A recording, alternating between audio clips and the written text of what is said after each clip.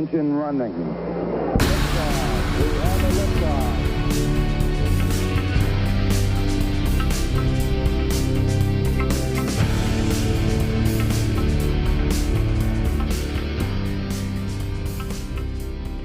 Hey all, Brian here, or as my students like to call me, the Ironman teacher.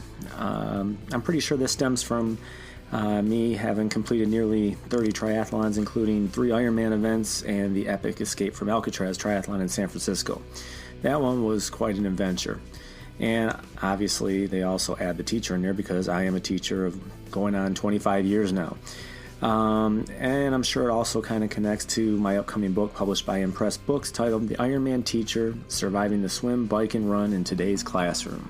The purpose of this podcast really is, just to talk, just to let you guys know how things I've learned throughout not only going on 25 years of teaching, but even more importantly, things I've learned while competing in Ironman races and endurance races, and things that I've been able to connect between that life and what it takes to kind of survive that grind, and how many of the things that I've learned correlate really well with my life as an educator and being a teacher in the classroom.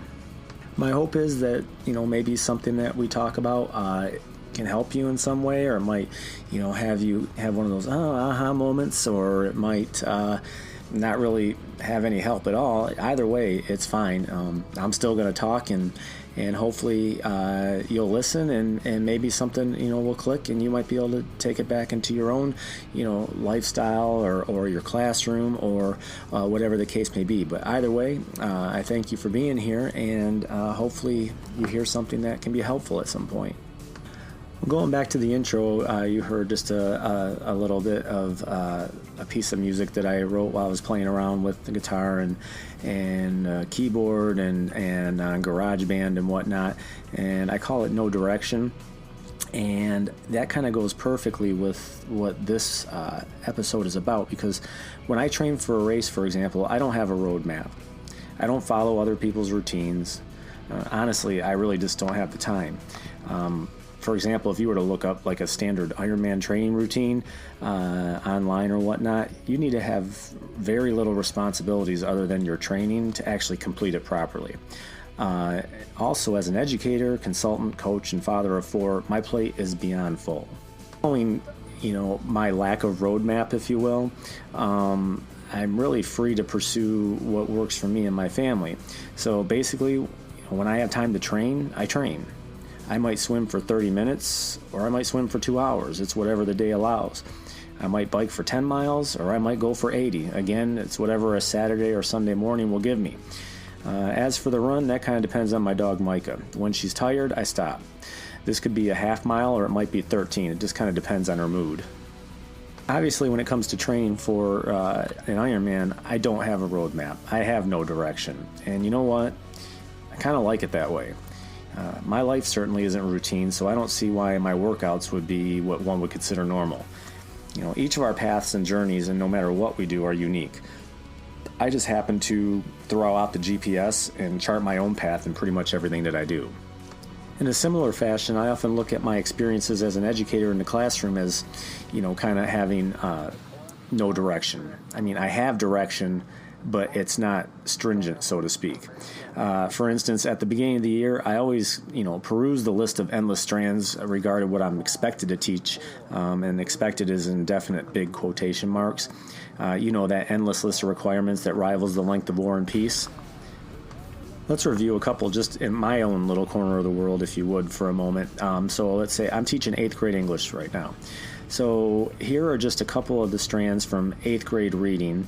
That doesn't have anything to do with writing, language, speaking, and listening. This is just a couple from the reading strands. Let's see, RL81. Cite textual evidence that most strongly supports an analysis of what the text says explicitly, as well as inferences drawn from the text. How about RL82? Determine a theme or central idea of a text and analyze its development over the course of a text, including its relationship to the characters, setting, and plot. Provide an objective summary of the text.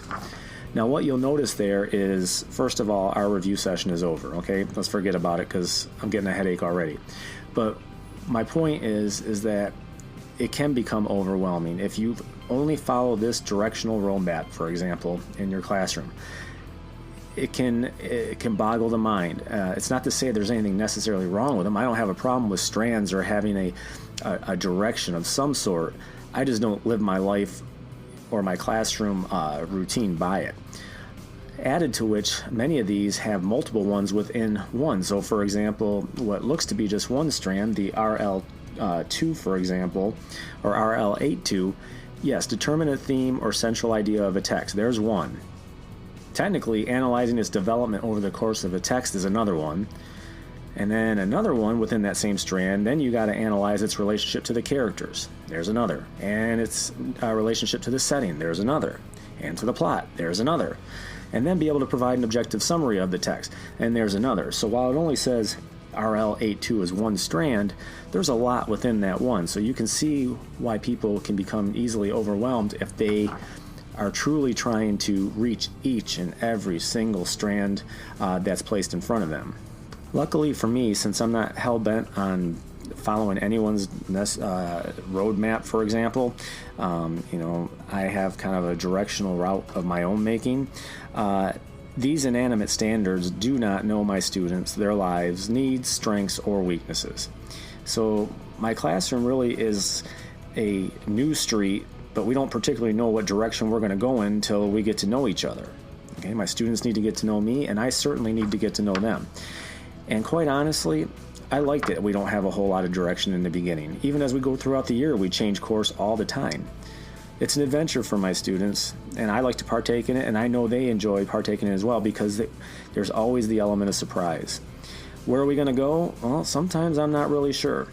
Since I teach language arts, I simply tell my students and their parents at the beginning of the year, by the end of the year, you will be a stronger reader, writer, speaker, and thinker than you are today. That's it. That's my only promise. And nowhere in there do I give them a list of learning objectives that they may or may not learn by the end of the year. In the end, in my mind, I'm trying to make them a stronger communicator in the written and spoken language, and I certainly want to increase their level of literacy. And how I go about doing that? Well, again, I don't take the common directional path. So the path I'll take is anything that I think will inspire and motivate my students to become stronger communicators. That's my path.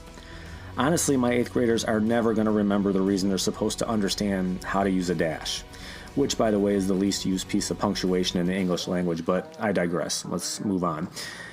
They are going to remember the inspiring lessons I create for them, along, most importantly, with the relationships that we build together. That is what they're going to remember.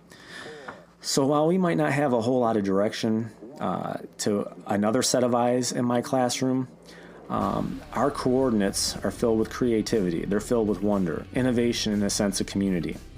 Obviously, we're going to hit hard upon the reading and writing and speaking.